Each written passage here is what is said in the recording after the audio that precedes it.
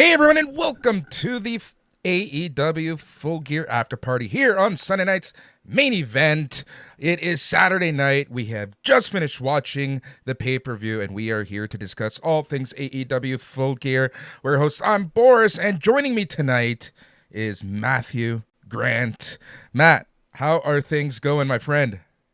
So what you're trying to tell me is like Saturday night is all right for fighting. That's what you're trying to say. Saturday night is all right for fighting. I will accept it this week especially. Yeah. So normally Saturdays are my days to do my thing with my wife Erin. If you haven't listened to Collision Catch Up, please do. Appreciate you. But yeah, here we are. A rare Saturday off for me, but I'm here anyways. SNME sliding on in here, and yeah, I'm pumped to talk some full gear, man. I am too. I am too. A very mixed reaction overall. And, it'll be interesting as we get through the card because it was an up and down card. And Matt, let's just get right into things. And remember, thank you so much if you are watching on Facebook, X, or YouTube. Welcome. It's awesome. And just remember, you can also listen on podcast form over at snmeradio.com. Go to your favorite podcast catcher and search for Sunday Night's Main Event. Hit that subscribe, leave a review. It helps us in every single way humanly possible. And I just want to thank everyone who does listen to these shows. It honestly means the most. Even if we have one person listening, that's enough for me. But it's hopefully times a few thousand. Having said that, yeah. So Matt, this card was one of those shows, in my opinion, where you expected a lot to happen story-wise, and a lot of story did happen, and we'll get to all that shortly.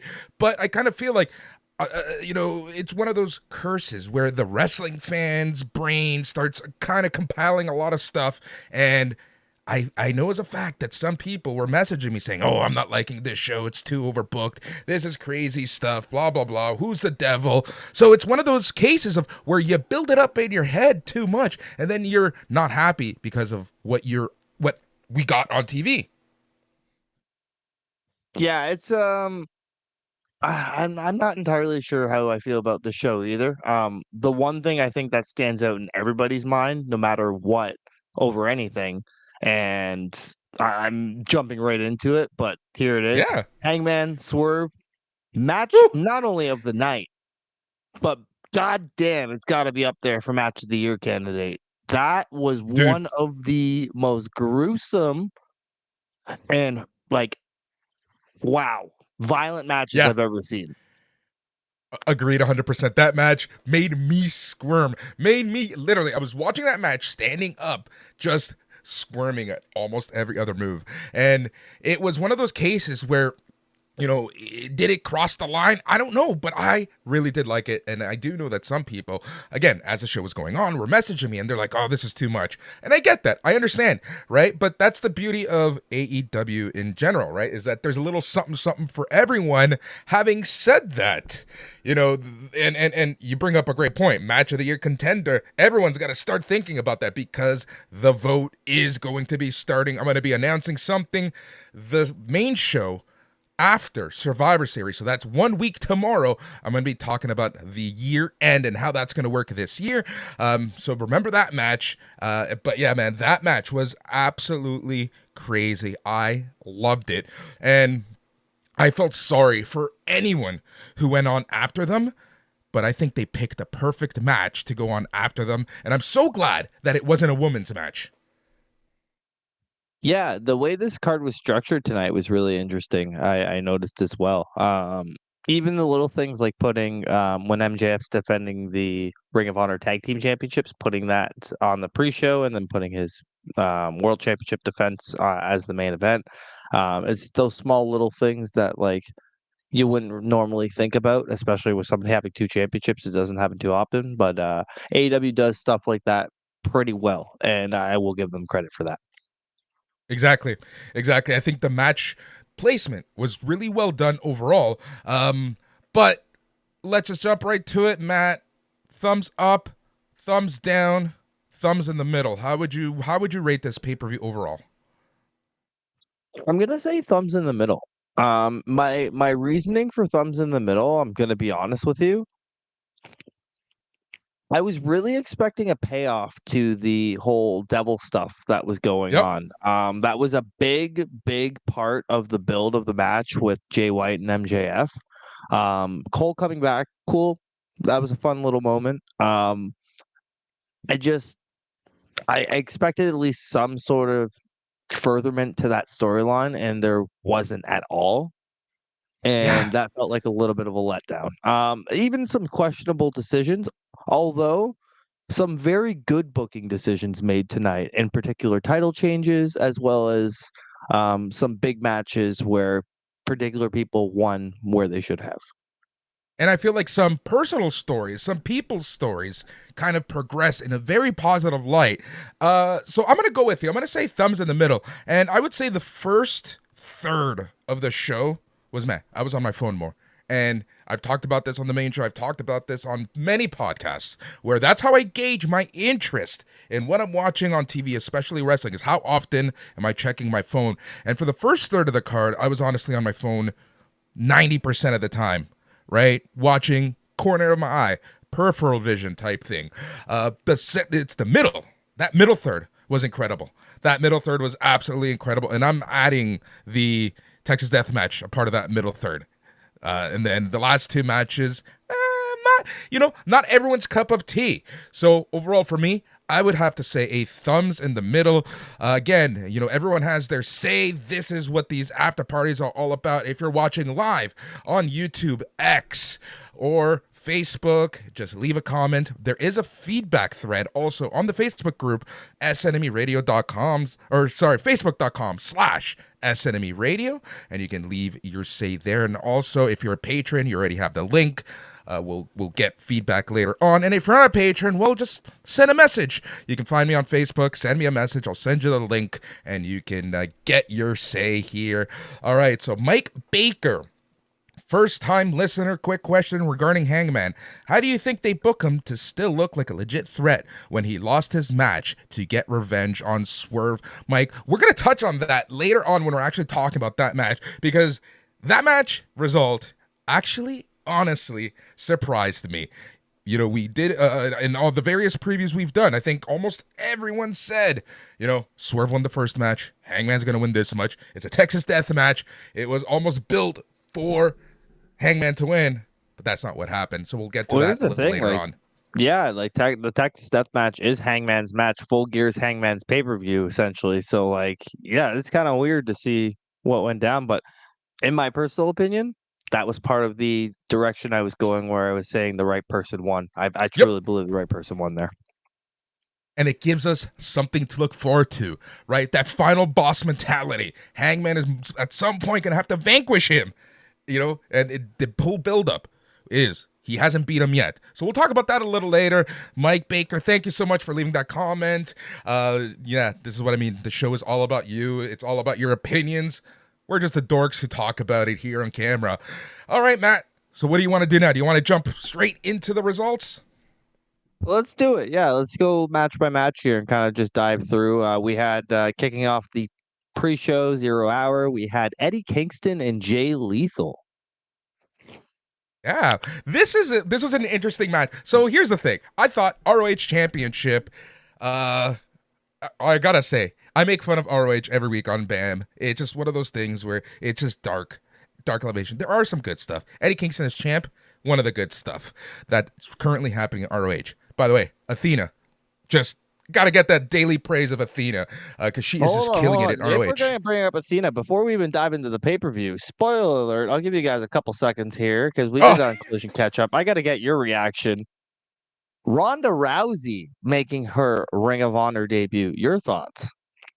It's so random, so weird, and that's what I love about wrestling in 2023. Ronda Rousey, she was headlining WrestleMania a few years ago, and here she is on a dark match for ROH. Wild times, man. Wild times. Although, right? If we're getting Athena and Ronda at Final Battle, I'm all in. Whew. Same here. Good one. And honestly. Battle, sorry? The thing that really kind of irked me about this match being on the, first of all, 0 hours, second of all, being on a AEW pay-per-view, Final Battle is literally a month away. Yeah. 3 weeks. 3 weeks. It's December 9th. The 15th. The 15th. Yeah, a month away. Dude, here's the thing that irks me about like the whole ROH conundrum for me. And it's I really think that Tony Khan has no idea what to do with Ring of Honor, right? So you give us Jay Lethal, Mr. Ring of Honor, like second longest TV champion, held TV title and ROH championship for how long? This is the type of match that could be the main event of Final Battle, which Final Battle is their big pay-per-view for the year, right? So putting this on 0 hour of a random AEW pay-per-view, I shouldn't say random, but of a AEW pay-per-view kind of felt weird. And then further to that, the whole Continental Tournament thing and that announcement, which we'll get to shortly, I don't know what the plan is for ROH. But this match, let's talk about this match. This match was fine for what it was. I was really hoping vintage Jay Lethal, but we ended up getting House of Terror Evil Jay Lethal with all of the craziness. That's exactly what I was going to allude to is the difference between Ring of Honor Jay Lethal, where he was the world champion, where he was having great matches, where he was, you know, doing his thing, compared to being associated with Jared and Satnam and Sanjay and all the shenanigans. Like, don't get me wrong, that's we said it already. That's some people's cup of tea, but like personally for me, I'm just like, like there's only so much of that stuff I can handle, and being in a world championship situation, kind of over it. Kingston is an amazing representation of being a world champion. I'm really happy that he has the opportunity to be a world champion because a few years ago we were going to lose Eddie Kingston altogether from the pro wrestling world, and now to see him thriving and killing it is an amazing thing. So, Yeah. um, yeah, I'm just not a big fan of the like. Again, there's certain times where I'm like, oh, that's funny, like it pops me, but it's like in a situation like this where it's a situation where it's a world championship match, it's a serious thing. It doesn't make sense for me. Yeah, and the finish kind of just came out of nowhere. It was very much your stereotypical 0 hour finish, right? We got Kingston essentially just hitting that spinning back fist after a few counters, and that was that. Yeah, Yeah, very, very, very like I guess flat is the best way to put it. yeah, that's exactly like pretty much how I would explain it. Yeah. Although I popped after the match for Kingston calling Stokely a bald bitch. I love the dynamic, and that's honestly for those of you, which I'm pretty sure I'm like one of the only people who watch ROH that's around right now. The interactions between Kingston and Stokely Hathaway, everything that Stokely Hathaway is doing right now in Ring of Honor is gold, and that's what I think a lot of people didn't pick up in his commentary is he doesn't like Eddie Kingston. It's very much a Vince McMahon Stone Cold type of feud that they're having. In terms of you have Stokely Hathaway, who is the figurehead. He is running Ring of Honor. And you have Eddie Kingston, who's not his champion. He's not the guy he wants as champion. So, I think a lot of people may have missed on some of those jokes, especially it's like, I think at one point someone asked Stokely Hathaway, can't you stop Jeff Jarrett and everyone else from interfering? And then Stokely Hathaway was like, no, I can't. Like, just so like so cold on that. Yeah, I know that's a very like solid comparison because that's exactly kind of the dynamic that they're trying to create, and like I think for those who are watching and get it, essentially what you said there, because you're a viewer of Ring of Honor, you get it. For me, like I've seen some of the vignettes, but like they didn't do a good job in conveying that story all that much, and it gets really confusing when they intertwine those lines too much And between that's Ring of Honor exactly and it, right? AEW. That's exactly it. And that's one of the problems, right? I thought the whole point of Ring of Honor getting their own show was so that we don't see this. And it just causes this weird rift in the space-time continuum in the multiverse when you get Ring of Honor in the AEW TV because it just doesn't make sense. It's kind of shoehorned in. And then even with the tag team titles with MJF and Adam Cole's whole situation, like it's a weird situation. Even the Hung Bucks holding the 6-man titles for what, 3 weeks, 4 weeks or something Yeah. like that. Didn't even get to be on a Ring of Honor TV or pay-per-view. Like, aye. Yep, exactly. All right. Shall we keep going on? Let's do it. Moving on with one member of the Blackpool Combat Club. I was gonna try and go for a fraction, but I completely blanked out on how many members there were. Uh, Claudio Castagnoli faces off against the House of Black's Buddy Matthews. I was mentioning it on Collision Catch Up to see Buddy Matthews back into the mix. See him getting singles matches again is awesome. And him and Claudio, like, this was a fun match. Exactly like what it needed to be for this program. It wasn't like blow away, but like they still had a great match and a solid finish with the sharpshooter Claudio up. Wasn't expecting all that much out of this, to be honest with you. I'm intrigued to see if there's anything going forward with the two and the faction. Exactly. Like, yeah, this match kind of seemed a little random, but I hold on to that hope that these are just seeds being planted for a future feud between House of Black and Black. Yeah, House of Black and Blackpool Combat Club. Too many B's there. And honestly, you know what? I always forget how good Buddy Matthews is. He is so talented. He's so So good. underrated. He's so damn good. He is so damn good, and Castagnoli just continues to impress. It's like that guy is the anti-Samson. The less hair he has, the stronger he is. That's fucking awesome. No, honestly, Cesar Claudio. He is the strength that man possesses is legitimately inhuman. And some of the things he pulls off, I'm just like jaw dropping, like mind blowing. There's so many adjectives you can use to describe him because like he just continues to impress, like you said. Yeah, it's crazy, right? It's crazy, and with age, I feel like he's just gotten stronger and better.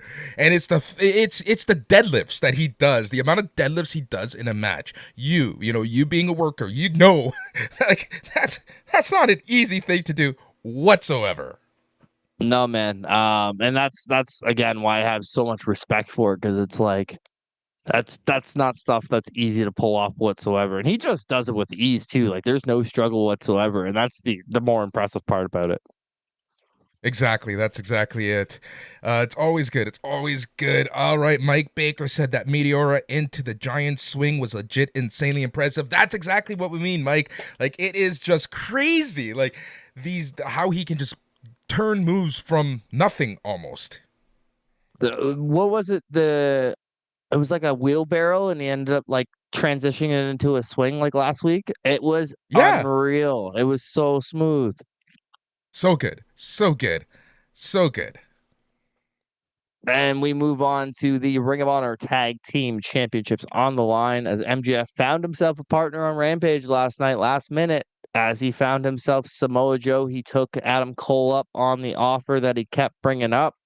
And Samoa Joe ended up getting himself a world championship match against MJF for teaming up with them, facing off against the Guns. And I don't think a lot of people were expecting the finish that we've seen out of this match. Yeah, so this was a fine match. It was what it was. The Guns continue to improve. They might be the most improved male wrestlers out Bullet there Club this Gold year. is the best act in AEW right now. No questions 100%. asked. 100%. Since they formed at the beginning of Collision, they've been just killing it. But yeah, this was a very weird match. Matt, is this how you would have done it? Like the whole Samoa Joe just kind of or MJF accepting Joe and them kind of just announcing this. Would you have done it the way that it went down? Them butting heads was an interesting dynamic, I will say. Even like they were trading off tags and like preventing each other from doing each other's moves at some points and then finally hitting the moves together. It was a very weird but like unique dynamic. I am intrigued to see if MJF follows up on giving Samoa Joe that championship match or not. Is it like a contractual obligation or is it something that kind of just is on a handshake deal between MJF and Joe and he's just kind of expecting him to give it to him? Yeah. Um, that's one dynamic of it.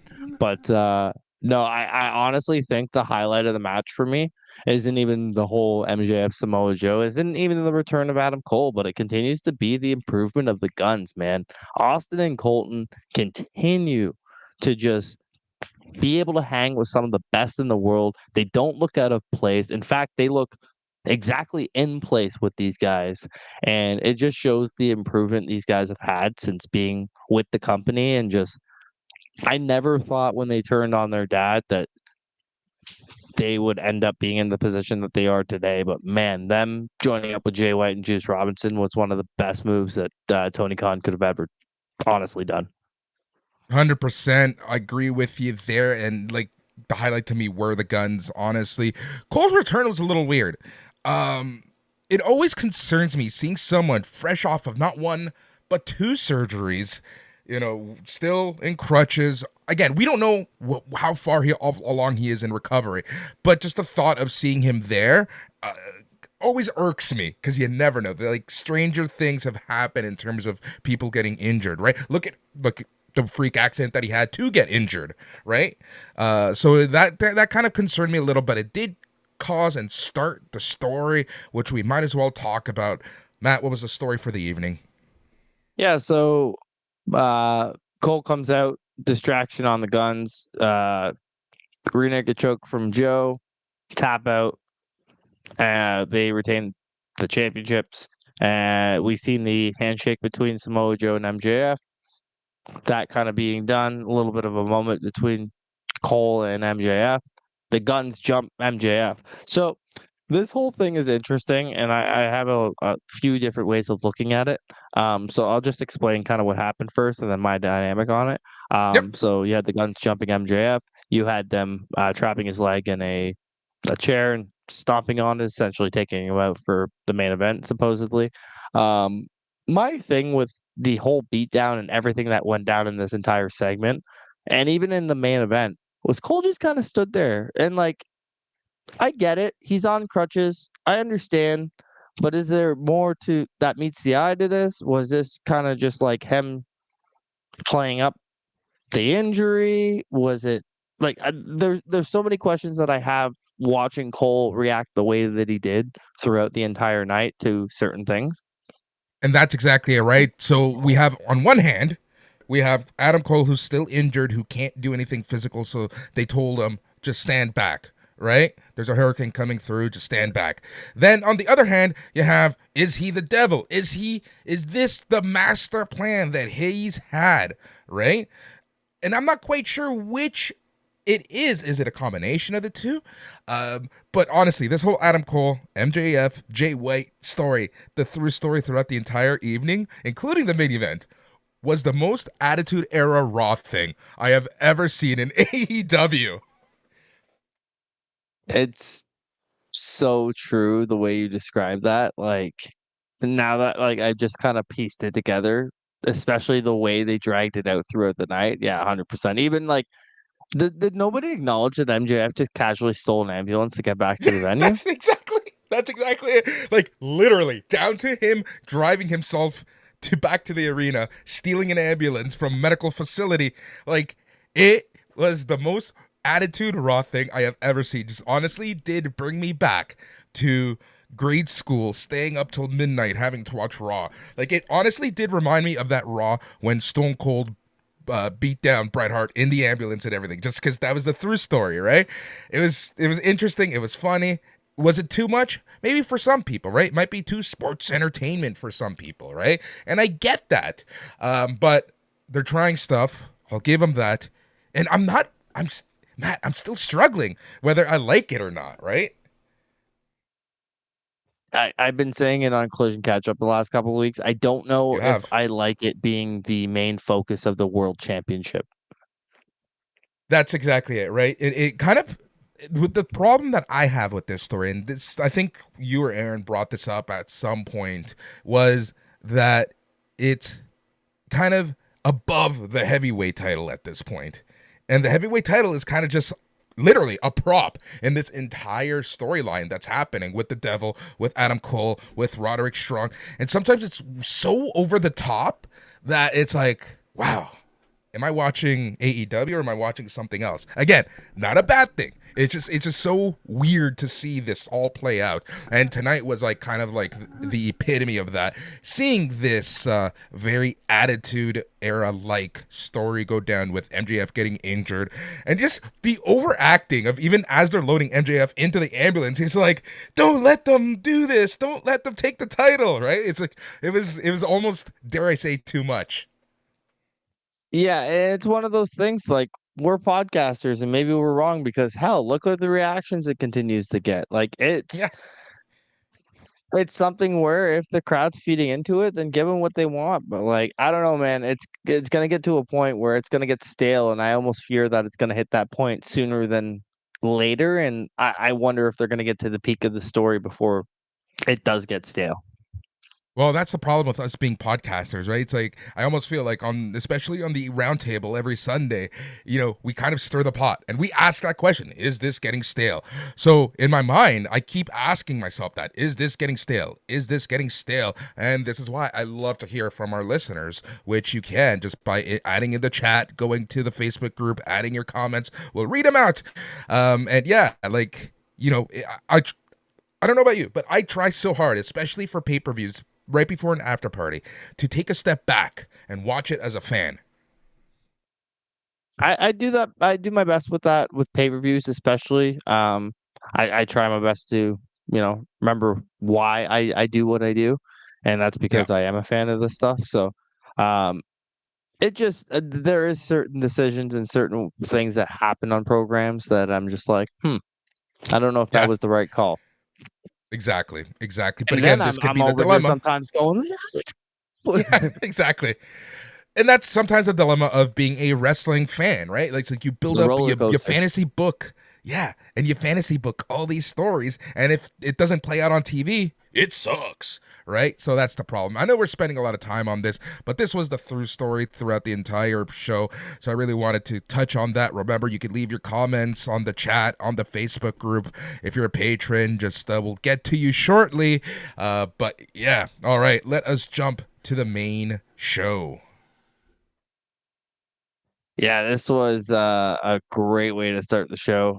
We had the patriarchy of the TNT champion Christian Cage, Luchasaurus, Nick Wayne taking on a badass trio of Sting, Darby Allin, and Adam Copeland. First off, the matching jackets of Sting and Adam Copeland, the face paint, like bravo. This entire Yep. bit between the entrances of both the patriarchy and the other trio of Sting, Darby, and Adam Copeland, the choir that Christian got for his entrance, money, money. Yep. It was His a great way to presentation on start. AEW, man, doing some of the best work of his career. 100% agree with you on that, man. And it was a great way to start the pay-per-view. It makes the pay-per-view feel, that next level. And that's what you want from a pay-per-view. It's above a TV show, and the entertainment factor is going to be there. And man, was a great way to just start the pay-per-view. I feel, I was talking to some people and I said at the times throughout the night, this was the most Los Angeles crowd humanly possible. And by that, I mean very tame, very tranquilo. Maybe a little too much wacky tobacco with the Southern California people. But I'm from Southern California, FYI. But yeah,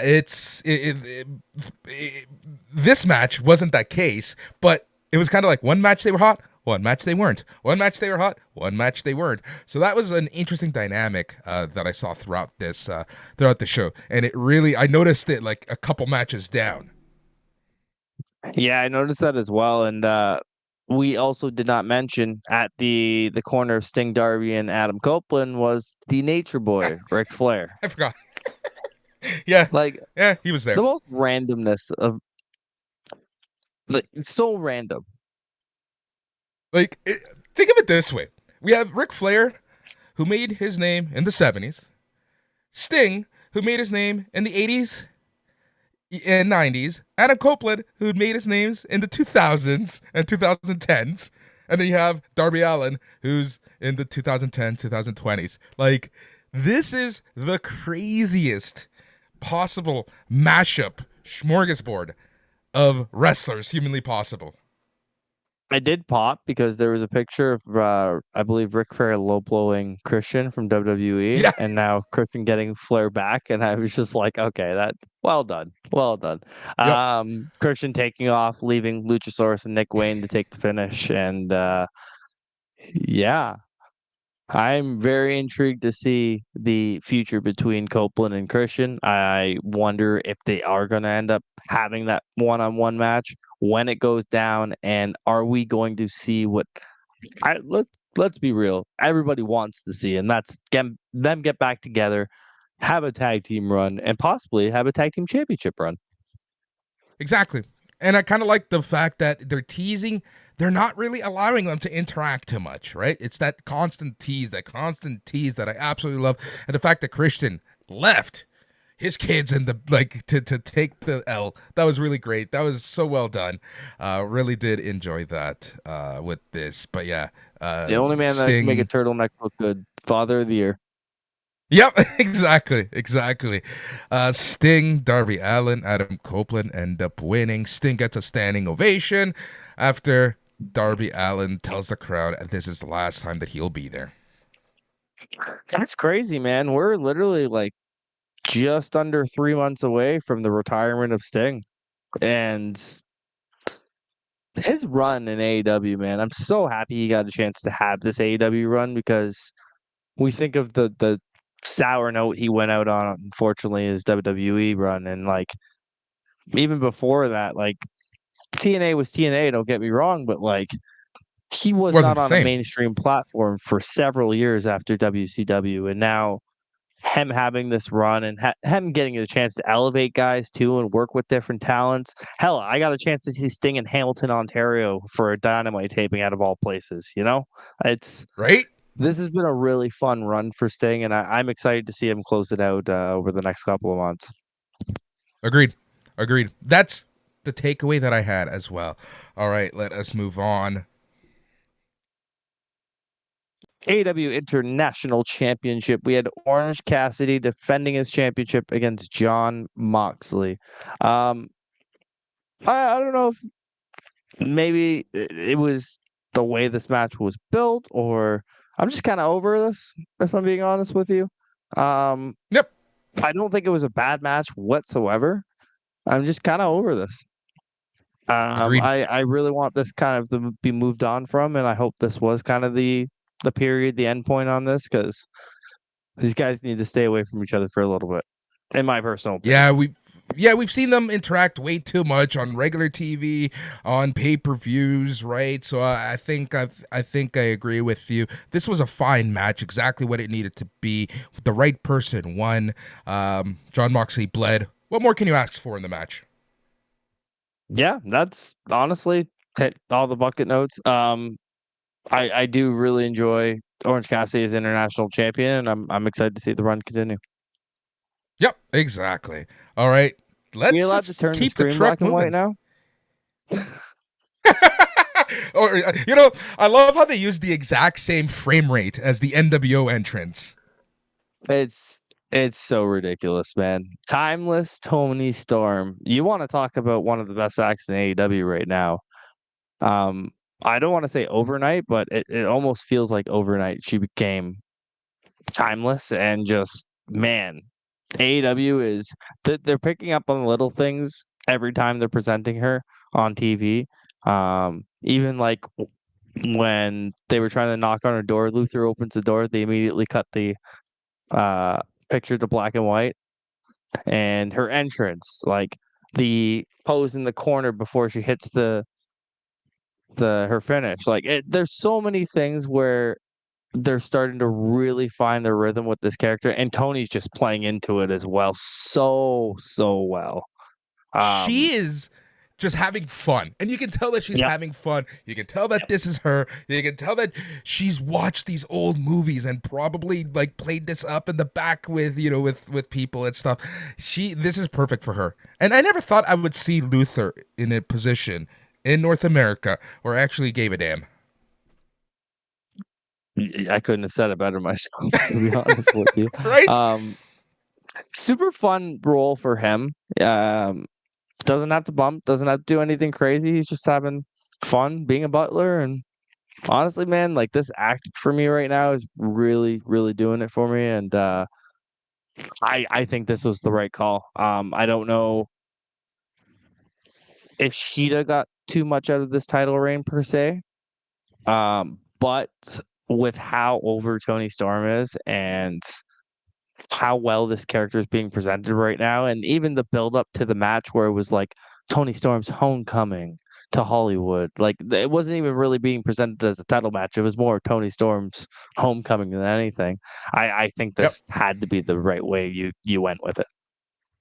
Agreed 100%. Points to Tony Storm. Something very small, a small detail, right, was in the finish. As she was about to do the hip attack, she clearly felt that the butler's tray was falling out of her ass. So I like how she kind of stopped, she posed a little bit, fixed it, does the hip attack to get the win, not allowing that thing to fall, like, mid hip attack to, like, execute the proper ending. Points to her for that. Yeah, no, I kind of questioned that at first, and then watching it back, I noticed that as well. And even her covering up by hitting a pose and stuff, like it's those small little things. Her celebration afterwards, just like sprawling out on the mat and letting the championship drape over her. Yeah, I 100% agree, Mike. Tony is my favorite part of the women's division. I need her and Athena to have some sort of interaction. That would be awesome. Mike Baker, 1,000% agree with you. Can you imagine the minions interacting with timeless Tony Storm? Like that is what I need to see out of this AEW women's division. If you're not going to give them a lot of time, let's make this ridiculous and let's have fun with it. I think honestly, right now, that's one of the again most overacts in AEW. So just cash in on it while you can. In wrestling, I think it's one of the most overacts in wrestling right now, which is crazy to think. Yep. Tony Storm, who had like it just seems like she had one foot out the door of wrestling in general a year and a half ago, right? And seeing her just out there having fun, Well, looking I healthy, even think having about her fun. second run as sorry, I even think about her second run as the world champion, the AEW Women's World Champion, where she was part of the Yeah. outcast, and a lot of people were over it and wanted her to lose the championship. And now we're in a position where people were clamoring for her to win the championship back. So Yep. Seeing the interaction with Mariah May is cool to see, but I am so curious to see um when what's her name? The former champ, Jamie Hayter. When Jamie Hayter comes back, how they're all going to interact together. that's an interesting thought. I hadn't even processed Jamie Hayter and her possibility of returning anytime soon. So, good idea in bringing that one up. I'm intrigued.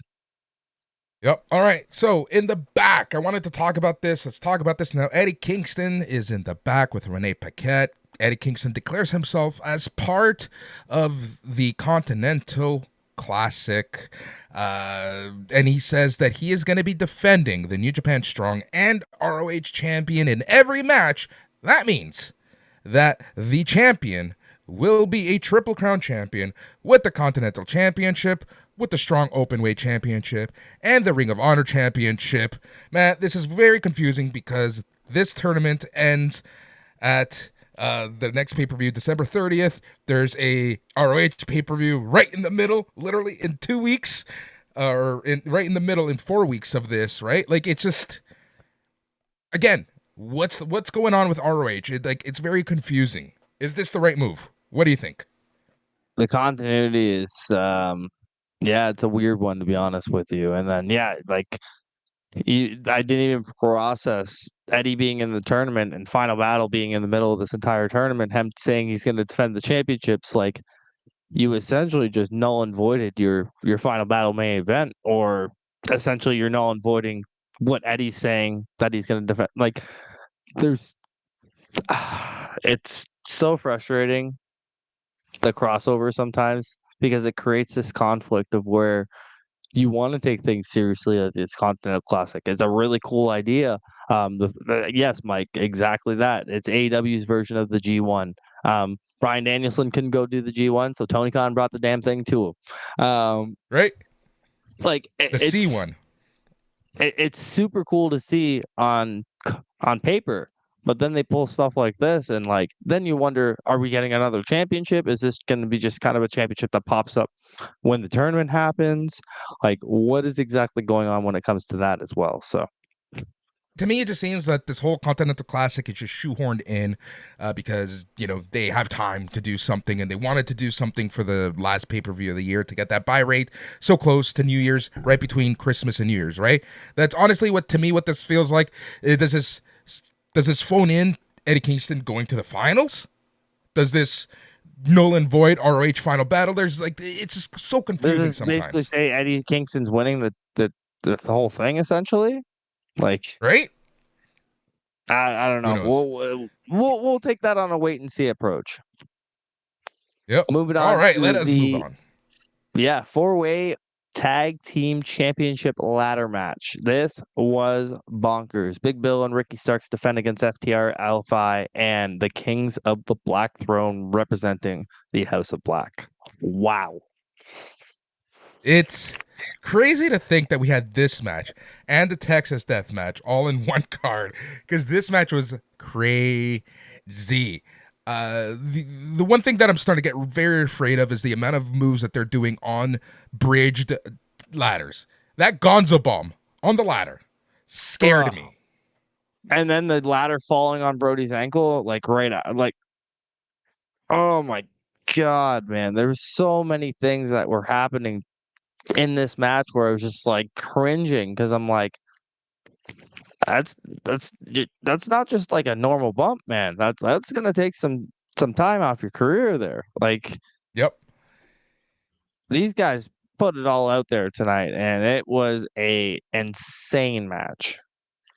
Everyone looked great.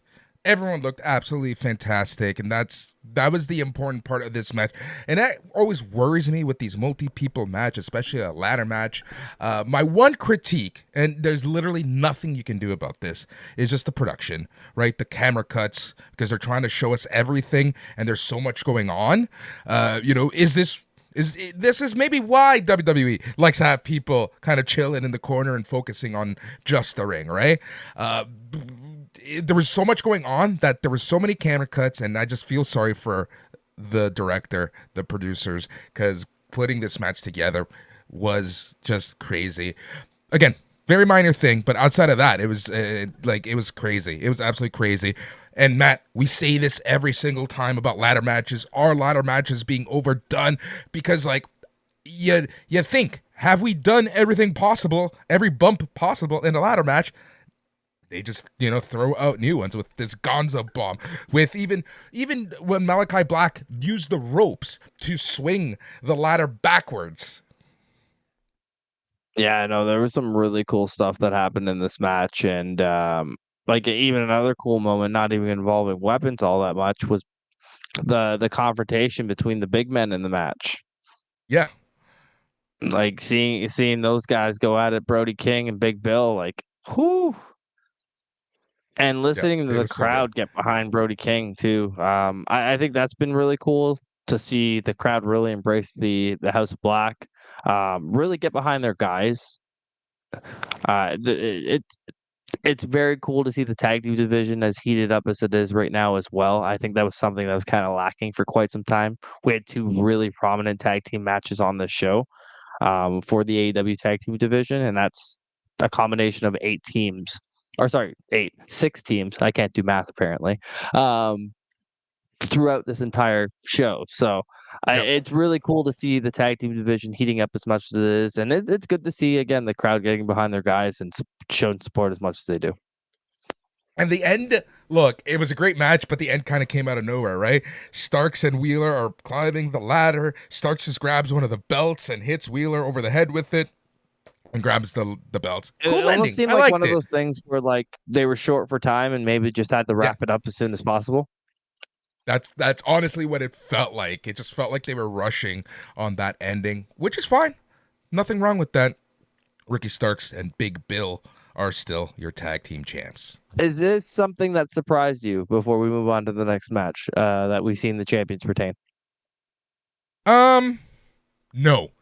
I really think that they're trying to do something with Ricky Starks and Big Bill long term. so they're going to keep these belts for a little longer.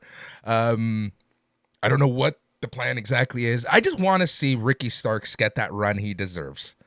It's cool seeing him in this tag team. It's cool that he's a champion, and I feel like that's the main reason why they retained, is that they don't have a singles story ready for him. That's kind of where I'm at with this. No, I agree. Yeah, Mike Baker, that was my favorite ladder spot with the sink shot that Black did. It was such a great way to show that even in the middle of violence, Black is always thinking in the ring. Loved it. Yep. And I love the fact that the commentators picked up on that, right? And they flat out said like the ring is a weapon, right? So it's very cool. And these are the dynamics I love to see in wrestling, where the in-ring matches the commentary, matches everything else, and it was just it's the beauty of it. Magic, man. And I will say, when they switched the stipulation to a ladder match, I was definitely questioning whether the champions were going to walk out. But I think there's longevity in that team, like you mentioned. I think there's something long term there. So I think run with it while you can. Yep, But moving on might to as well. the AEWTBS Championship, a lot of acronyms. Chris Statlander, Julia Hart, Sky Blue. What were your thoughts on this match? My initial thought, this is the most Boris comment ever, but just roll with it, was I have realized one thing, is that I love a good trashy blonde. Thank you, Kesha, for starting this weird kink with me. Number two, the second thing I realized, was that there are too many witchy evil women in wrestling right now. They need to kind of pull that character trait back a little bit with Julia Hart. Sky Blue isn't. I wouldn't say she's witchy per se, but I'm digging the metal that she's doing. This match was here's what I texted someone. I like this match. Whoever put this match together, like, I'm so interested to see who the producer was for this match, because whoever did it did a fantastic job, but I feel like they were just maybe one step too slow to make this match excellent. Yeah, it definitely seemed like it was starting to get to that next gear, and then the finish happened. And Mm-hmm. I honestly think the right call was made with this finish. Julia Hart Yes. is killing it right now. House of Black is killing it right now. They were all over Collision last night. They've been all over pretty much every AEW brand at this point. So I think pulling the trigger on Julia Hart, I think her being the person to take the championship off Statlander, because let's be real, I don't think anybody had like a particular prediction on who was going to take that championship away from Statlander at the time. So Julia Hart kind of out of nowhere, but I think honestly the right call. Yeah. I predicted Sky Blue, but I'm very happy that it was Julia Hart. Again, thinking about that year-end ballot, the best and the worst of 2023, Julia Hart might be my vote for most improved in 2023. I think that's a huge argument that can be easily made. Yep. All right, we've been talking and teasing about this match so much. Let's just get right into it. Whew. Hangman Page, Swerve Strickland, Texas Death Match. Wow. like, Like a man drank another man's blood. Yeah. Yeah. Glass.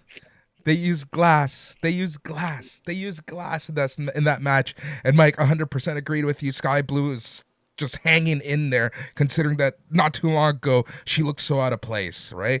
But this I'm gonna say match the biggest thing about Sky Blue for me, before we move on from that comment, is just not even the in-ring work, because man, she can go in-ring. I honestly think she's, in terms of in-ring work, one of the best in that division.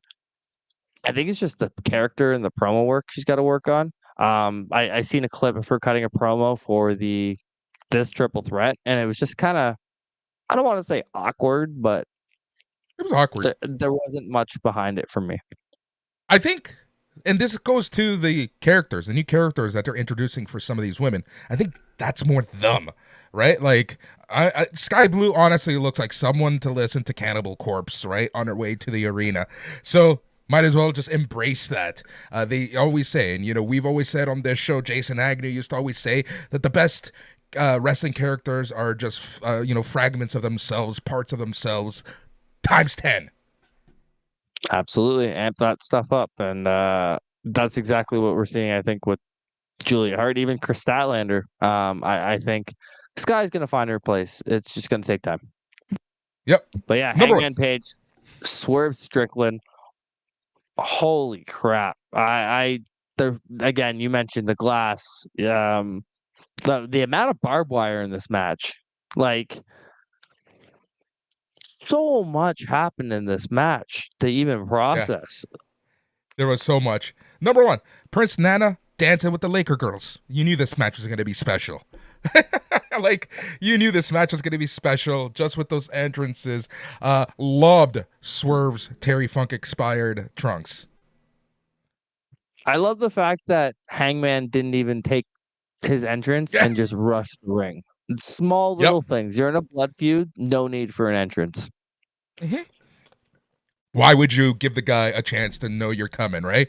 Especially, like, dude went to this guy's house, right? And I love the fact that they're playing this up where it's Hangman, the one who is so angry that he is willing to do whatever it takes. And Swerve kind of used that to the advantage in this match, right? Where he kind of let Hangman do stuff, but then he kind of stood back and countered a lot. And this match was so well done. I absolutely love this. Hangman Page, Swerve Strickland, honestly, one of the best feuds of the year, in my opinion. And yeah, Can you imagine this firing match. Swerve Strickland? Well, stranger things have happened. And again, like, It's just like, dude, that guy is absolute money. Money. well, there's a reason why Triple H wanted him back when he took him or when he took over, right? Like, that he saw something special, and that Triple H probably sent him a text message saying, "Attaboy," because this match proves what WWE and NXT saw in Swerve Strickland. Matt and I used to always talk on NXT Talk, not this Matt, the other Matt, that Swerve Strickland is so special, and we're seeing it from his promos and out to the in-ring. And having him not in a technical match, in this type of match, and just excelling. Yep. The versatility of Swerve Strickland. I can agree with that as well, man. There were some points where I was just like, "Ooh," but Tom Egan, I can agree with you, man. Yeah. Mike Yeah. Baker, Like, Swerve is the definition of let him cook.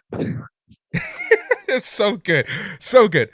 Even the moves that they did on the cylinder block, just the staplers, the fact that Hangman Page stapled the children's art onto Swerve was just poetic in so many ways. Swerve was And casually then just stapling himself, just being like, "Yep, I'm good, man." exactly.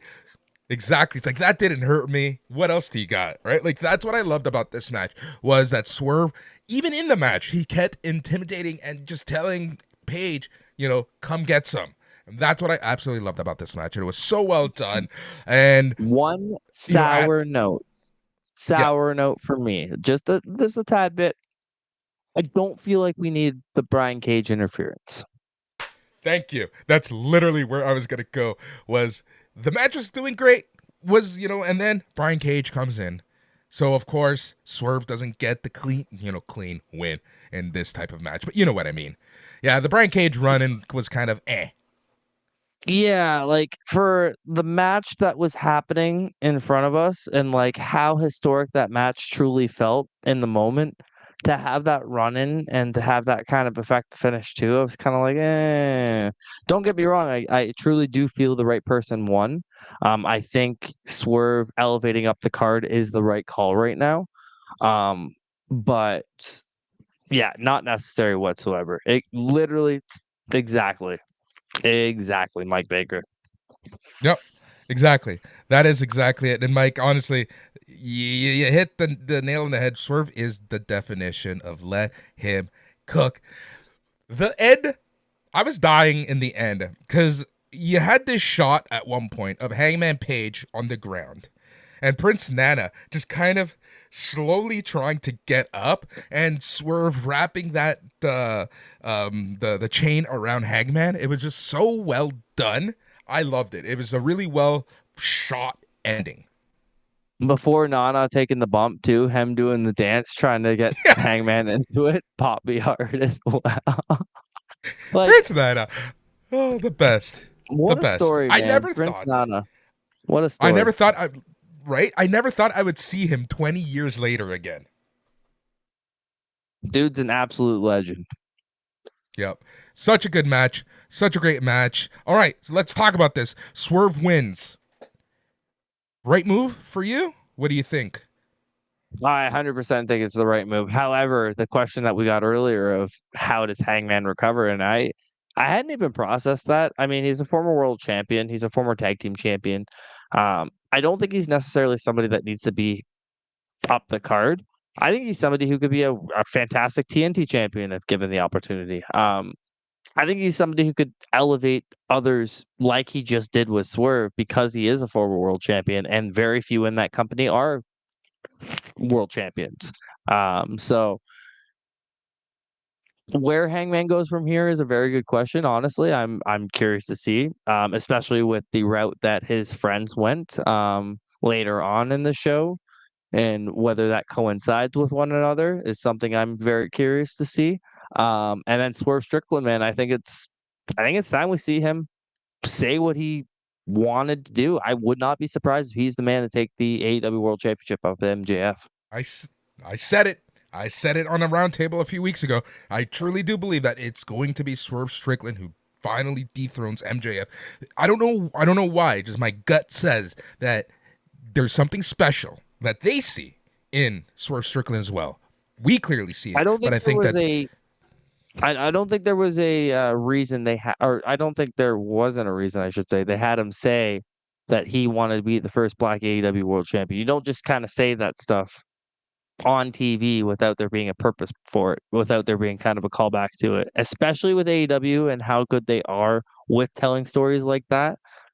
To call back to that, and after the match that they had tonight and being on that level with Hangman Page and exceeding and excelling, I truly think he could be a world champion of the company and be at that top level. yep, exactly. So here's what I think. Hangman Page, right? He needs to get a for lack of a better term, let's say a rehab win of a program, right? Jay Lethal, Jeff Jarrett, something simple like that, right? A quick program that leads into their Winter's Coming show. Just something quick. He gets the W, puts him back on the right path, and then we'll see what happens next year. Yeah, that's fair. I'm intrigued again to see if his path crosses with his friends, but we'll move it on from here. Yeah, exactly. And like I said, I was felt sorry for anyone who went after this match. And speaking of his friends, the Young Bucks putting up their tag team championship opportunity against the Golden Jets, being a team, the team of Kenny Omega and Chris Jericho. Yeah, you talk about being in an awkward spot on the card, man. After that match that we just saw with Swerve and Hangman having to be in this position, as good as the Bucks are, as good as Jericho is, as good as Omega is, man, this was a really rough spot to be in. And not to say that they had a bad match whatsoever, just after what we just saw, it was hard to focus, man. And the crowd was out of it. The crowd was absolutely out of it until much later in the match. That last, what, 10%? Not even a third. Not even the last third. It was the last, what, little bit where the crowd kind of came alive again because the match overall was good. It wasn't great. It was good.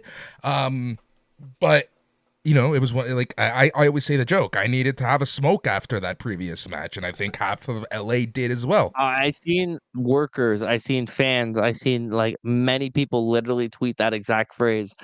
I need to go have a smoke, and I don't even freaking smoke.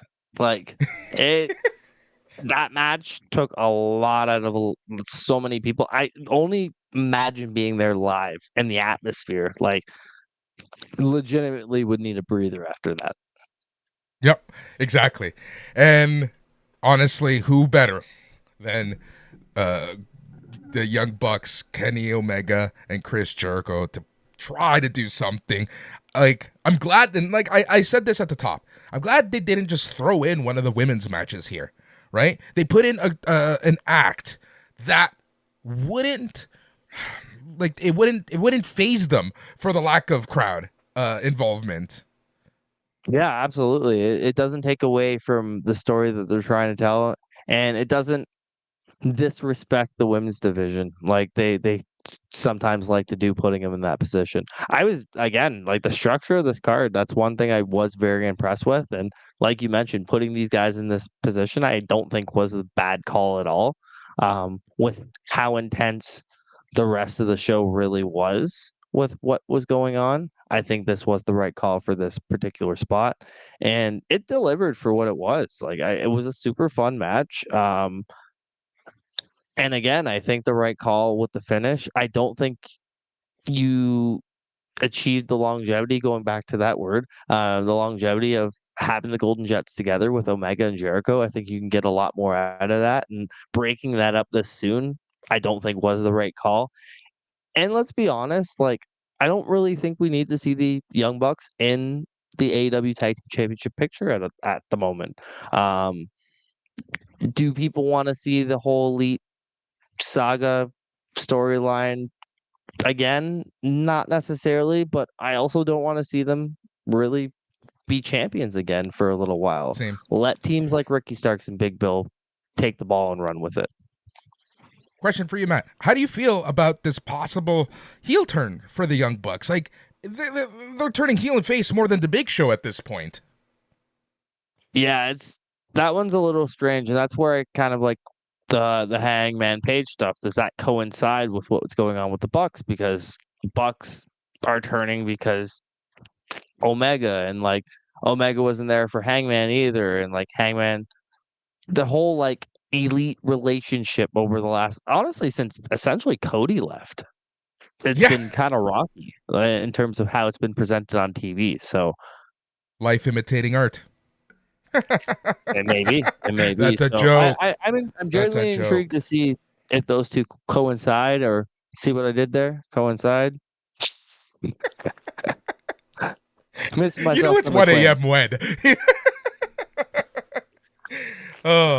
Yeah. Um, yeah, we saw Poison Ranas. We saw Matt Jackson doing the one winged angel. Pretty good match. We saw a few V triggers. We saw Kenny Omega Temper even tantrum. teasing the heel turn. We saw a hard temper tantrum. Yeah, and then yeah, we saw the temper tantrum, which is exactly. Did you call it the heart temper tantrum? Because that's literally what I said to someone. Honestly, man, like, my goodness. Yep. It was something. It was something. It was a little too much. A little too much for my liking. It reminded me of Christian when he used to throw that temper tantrum, like that gimmick back in like what, 2002. Again, I'm waiting to see the payoff. I'm on a wait and see approach on this one, because I wasn't the biggest fan of what they're doing with the whole elite stuff right now. But if it ends up giving us a good story, then I'm intrigued to see it. Yep. Exactly. Mike, yep. The Don Callis stuff is very interesting because it's kind of spanning a few stories. So we'll see exactly where they go with the whole Don Callis The family. Does he only just thing I trade don't up? like about the Don Callis family is just the expandment. If it becomes too much, and if it Yep. becomes, you know, the relation I'm going to go with the NWO. Nobody Yep. wants to see too many members. Or he just says F you to his current family and takes over the elite without Kenny, Interesting. right? So many possibilities, and that's the beauty of this stuff. All right, let us jump to the main event. And just remember, patrons, you can start calling in right now if you want to. I know that we I are just realized we getting. forgot something. What did we forget? And that was the announcement of the signing of one Mr. Oh, Aerial Assassin, Will Ospreay.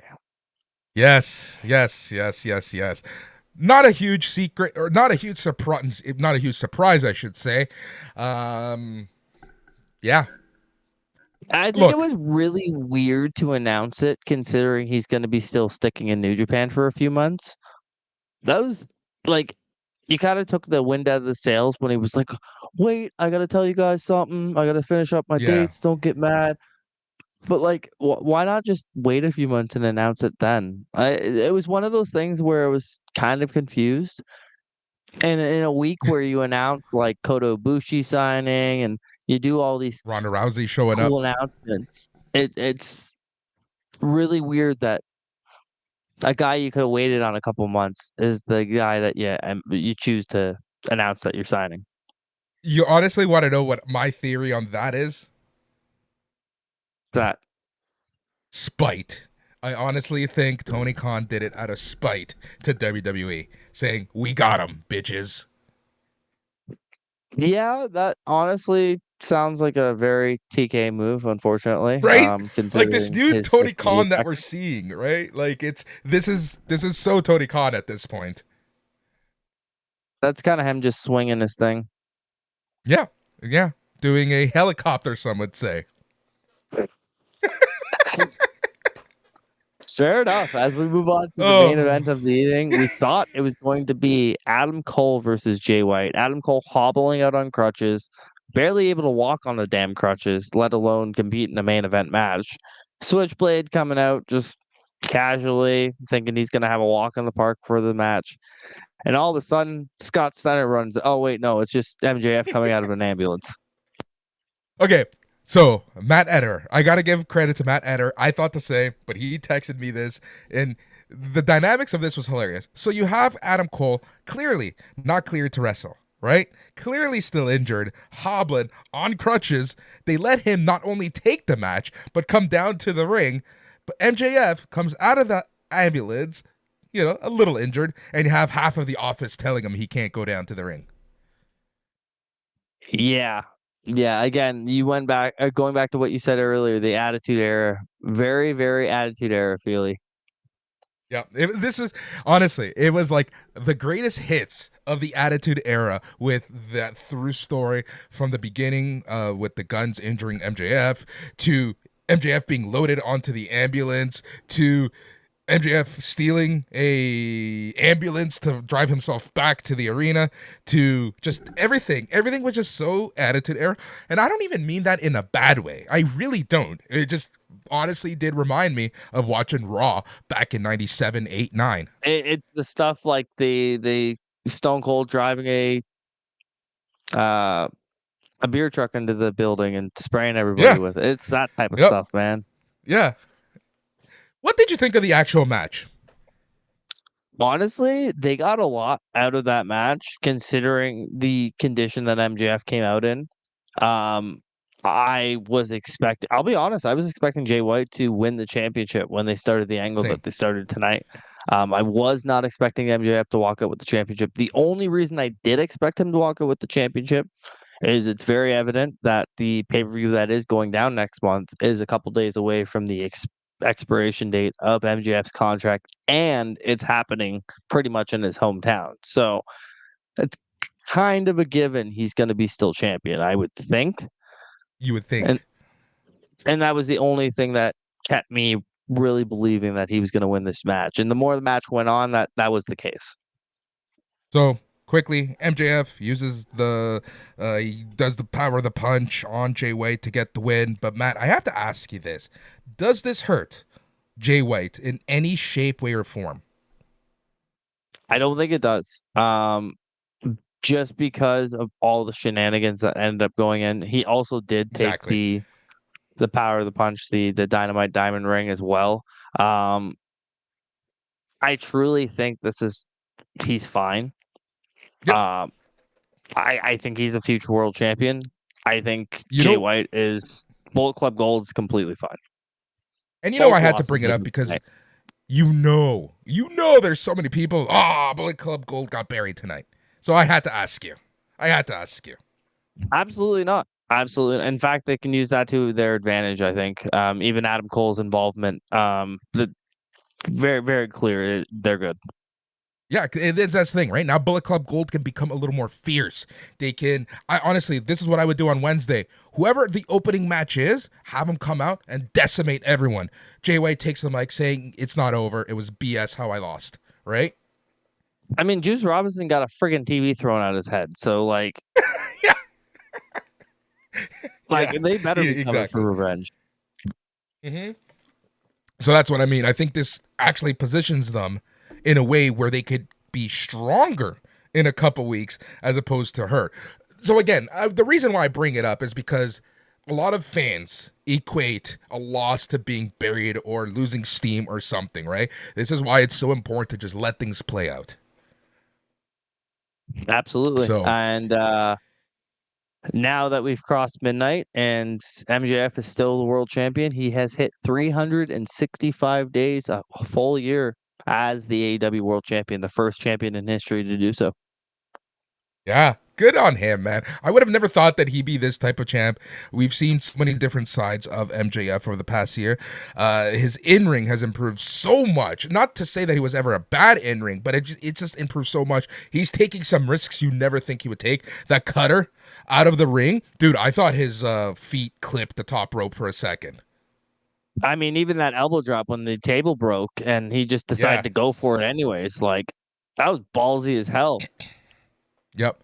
Like, if you've ever seen anyone wrestle for a contract, it's MJF right now. Absolutely. He is showing up and showing out every single time he's out there. And Mike Baker, I don't think people should be losing their minds about Jay. Jay White is gonna be completely fine. Um, I genuinely think he is the future of pro wrestling. He Swerve Strickland, a lot of these guys that are stepping up into these roles are Look, going to be the guys that are going to be the world champions and the standard bearers for the next generation of talent. I genuinely believe that these guys are going to be the ones we look at, like the John Cena's, like the Randy Ortons, like the Batistas of this generation, where like it's it's really insane to see the amount of talent that's on those guys as early on in their careers as they are. and it's crazy to think that the reason speculation, the reason why we're not seeing Jay White in WWE is because of a hiring freeze after the acquisition. To me, that's the most ludicrous thing. Like you would think that, yeah, make the exception for that guy. But you know what? WWE's loss is AEW's gain, and here we are, right? Like I would have never thought that. What 6 months later, Jay White's in this position because AEW has this weird thing of someone new comes in, the new shiny toys here, they're cool for a couple months, then they fade out. Jay White kind of took him a while to get started, but basically since Collision started, he has been the focal point of Collision and of AEW programming. Absolutely. Collision was the best thing to happen for Jay White and the rest of that faction. Bullet Club Gold has thrived because of that show, and thankfully so.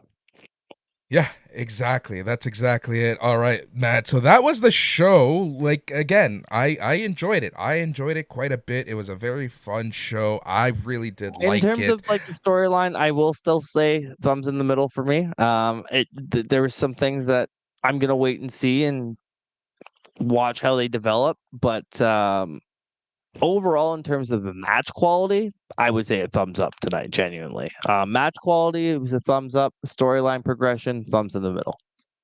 Yeah, I think I would agree with you overall. I think I would agree with you overall.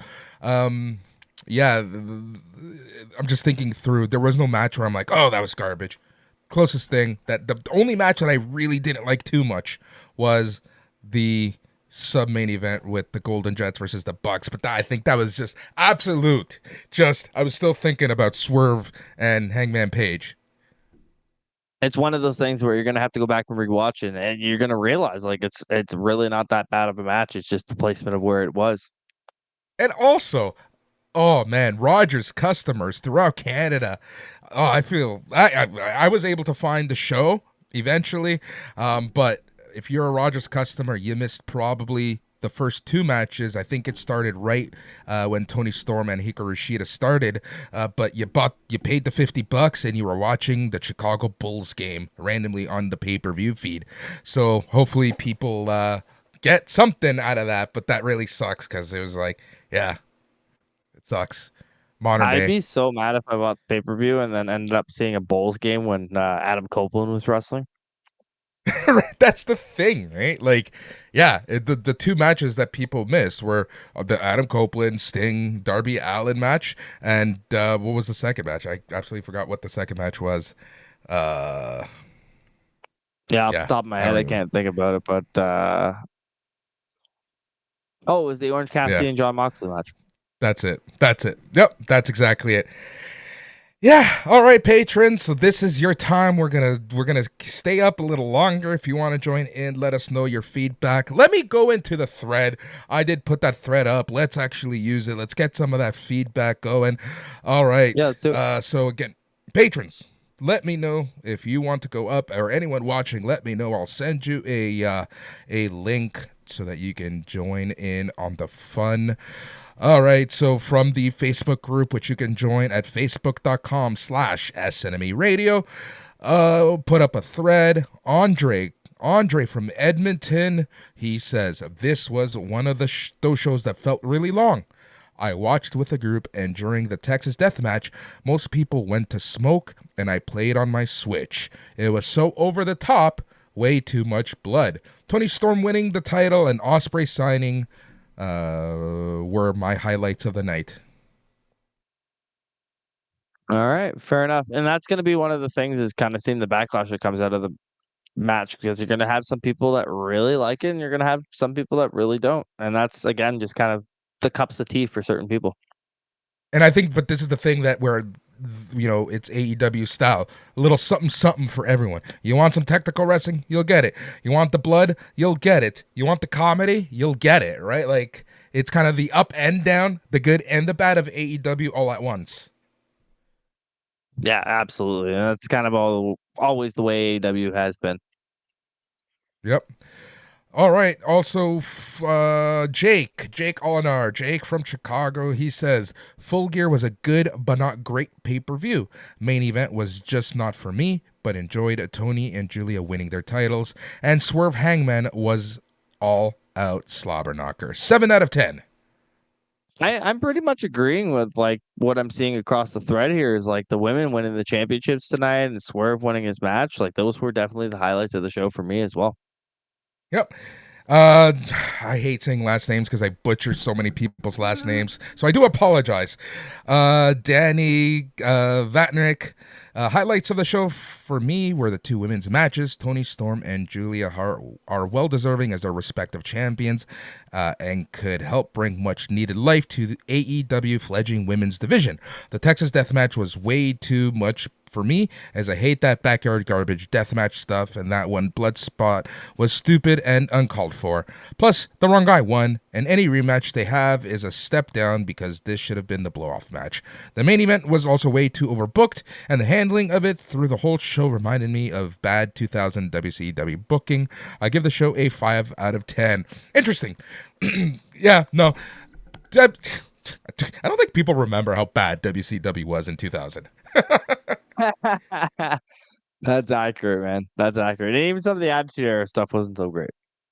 Exactly. Like, I love when people start reminiscing about the Attitude Era, saying that that was the best. No, it wasn't. Go back and watch some of those matches. The minute and a half match on Raw, and If you stuff want to like see that. Mae Young in the hand, go ahead, guys. Dear God. Oh, now I know what I'm gonna be thinking of after I take this. Yeah. Anyways, um, yeah. So that's some of the feedback that we got. Yeah, it's late. It's 1:30 a.m. I'm ready to watch some F1 from Las Vegas. The race might even be over now because every car may have blown up. Who knows? But yeah, just remember, we have so much going on here on Sunday night's main event. We have a show each and every single day that covers the world of professional wrestling, from reviews and opinions to just general chatter. Every Sunday, we have the double slobber knocker of wrestling, as we have the iHeartRadio and TSN show happening, which is hosted by me.